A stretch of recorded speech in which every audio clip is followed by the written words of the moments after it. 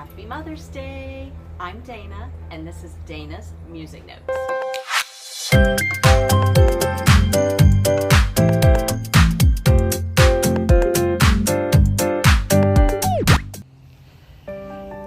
So I thought it would be nice to start out on my porch. It's a beautiful spring day. Flowers are blooming. You can hear birds singing, and you can also hear my wind chimes in the back. I love my little Gigi and Poppy sign. That was from my son and his wife.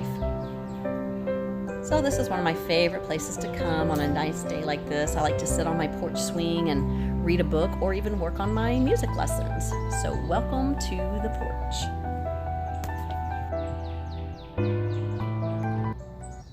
So Mother's Day is actually tomorrow, but by the time I post this, it will be after Mother's Day, so I guess I should say happy belated Mother's Day. But I would like to dedicate this video to my mom. Some of us aren't able to see our moms on Mother's Day. My parents are part of that high risk, so they're staying home and just being safe. So I'm going to dedicate this to all the moms out there. And if you're not able to see your mom for Mother's Day, I hope you'll get to see her very soon.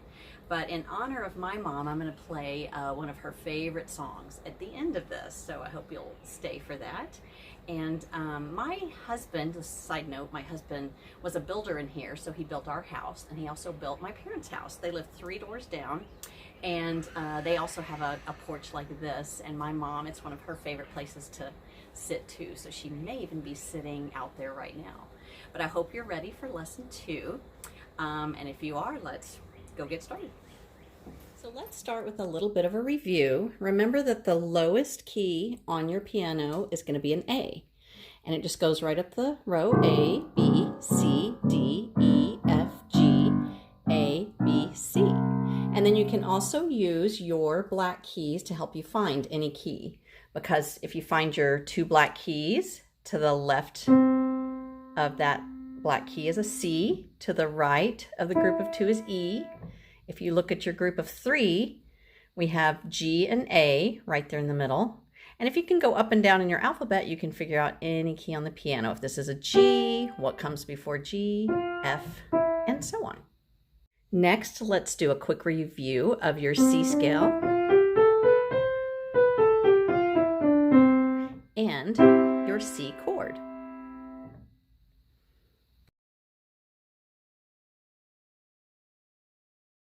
Before we go any further, I want to talk about hand position with the piano. You do not want to get in a habit of straight fingers. You want to curve them almost like you're holding a ball. Now notice, if my fingers are flat, I can't move up and down this piano easily. But if they're curved, there you go. So just keep that in mind. It's easy to get into a bad habit of flat fingers, so just don't do that.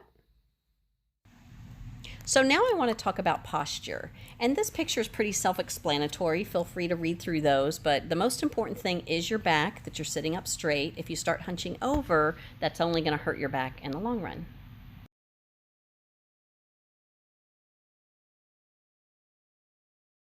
Now we're going to talk about the black keys.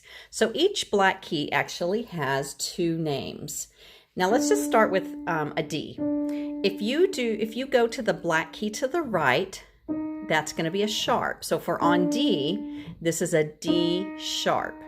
If you go to the left of the D, it's a flat.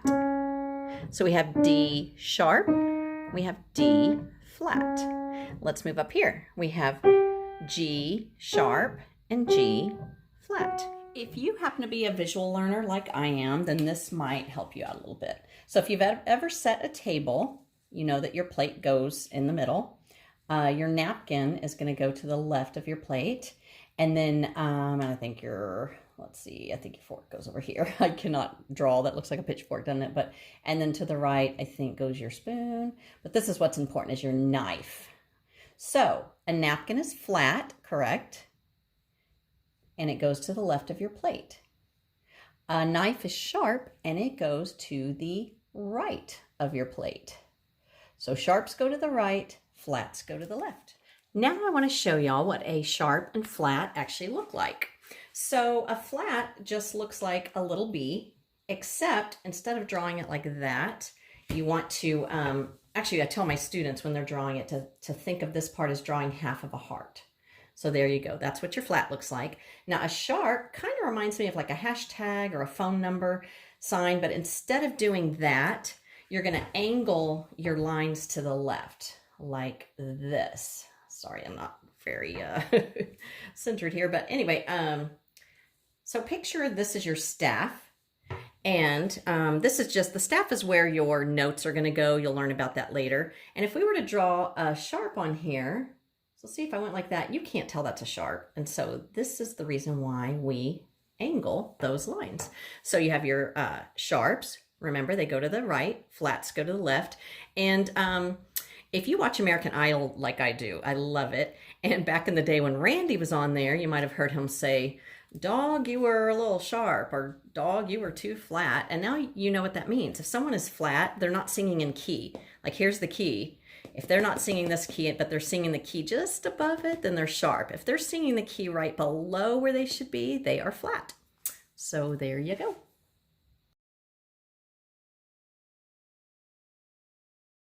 Now we're going to talk about whole steps and half steps. So a half step is any two keys that are side by side, whether it's a white and a black key or two white keys. So this would be a half step, from here to here, a half step, here to here. So a whole step is, it's two keys that are separated by another key. So from C to D is a whole step because there's a black key here. From D to E is a whole step. But from E to F is only a half step. And so on. Here we have whole step, whole step, whole step, half step. So now we're going to talk about tetrachords. So a tetrachord goes whole step, half step. So a tetrachord would be going C, D, E, F. That's a tetrachord because we just went whole step, half step. Another tetrachord would be G, A, B, C. So when you put two tetrachords together, they make a scale. Before I teach y'all a new scale, I wanted to show you the circle of keys. So if you'll notice here, right here, we have C major. And your first scale you learned was the C scale that has no sharps or flats. Next, we're going to learn the G scale, which has one sharp. So instead of going C, D, E, F, G, there's a different order of sharps. So there's C, one sharp is G, two sharps is D, which we'll learn next week, and so on. So instead of learning them in order, you know, of the alphabet, the musical alphabet, we're going to learn it in order of sharps. So that's your circle of keys.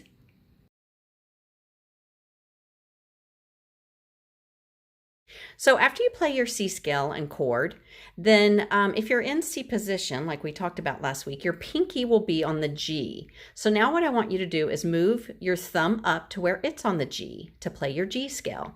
And it'll be the same fingering that you used with your C scale. So let's try it. 1, 2, 3, thumb under. And now instead of playing this white key, the F, we're going to play an F sharp. And then pinky on the G. And if you remember those tetrachords, we have a whole step, half step, whole step, whole step, whole step, half step. There you go. So 1, 2, 3, thumb under, 2, 3, 4, 5. Coming down, same thing, 5, 4 on the sharp. So you're going to skip the F because you played the sharp instead. So finger 3 goes on the E. And as with our C chord, your G chord is going to be the first, third, and fifth tone of your scale. So a G chord is going to be G, B, D. Now another thing you can work on with your chords is trying to play them like this. So you'll get used to pulling your hand up and then move up to the G. So that's another thing that you can work on this week.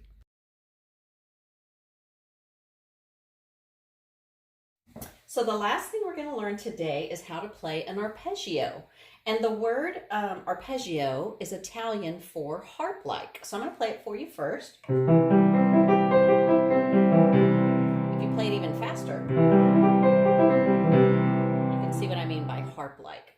So let's slow it down a bit. So the first thing you're going to need to do is learn how to play your C chord with your left hand.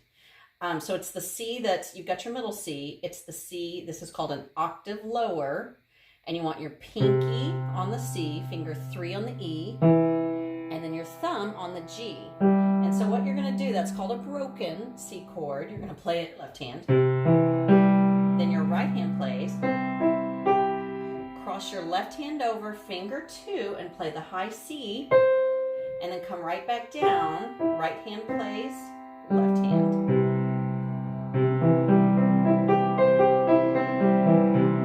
The trickiest part is, after you play that C, finding your G quickly, and if you'll notice, there's 2 white keys in between the C and the G. So you could practice playing your C and then try to get to that G as quickly as you can.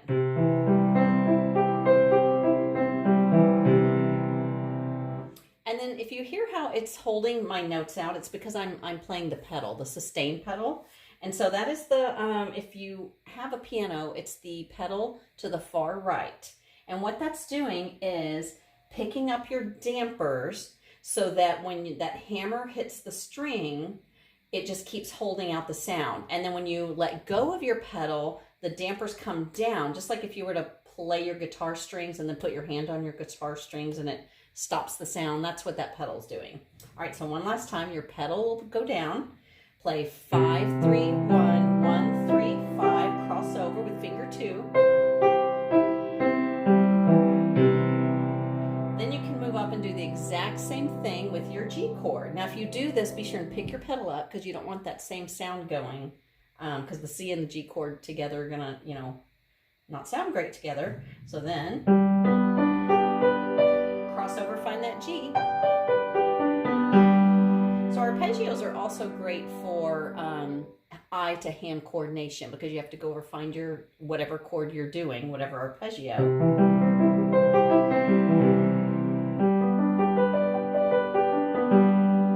All right, so I hope y'all have fun with that. So the song I'm going to play for y'all today is Great Is Thy Faithfulness. It's one of my mom's favorite hymns, and also what our country is going through right now with all the deaths and a lot of people losing their jobs. It's just a great reminder that God is faithful through everything. Some of the words are, morning by morning, new mercies I see. All I have needed, thy hand hath provided. Great is thy faithfulness, Lord, unto me. Before I play this song for y'all, I want to talk about key signatures. And actually, that just means what key a song is played in. And if you look right here, you can see one little sharp, and that means that this is in the key of G because that's an F sharp, and we just learned the G scale and G chord, which had an F sharp in it. So this song is in the key of G. Now, if you look over to page 2, they're going to change keys on us. See how there's 2 sharps, so they are changing the song from the key of G to the key of D. And this is actually the scale and chord that you will learn next week that's going to have 2 sharps. So you can just listen for that. You'll hear that key change right here. And then also at the end of this song, listen for some arpeggios.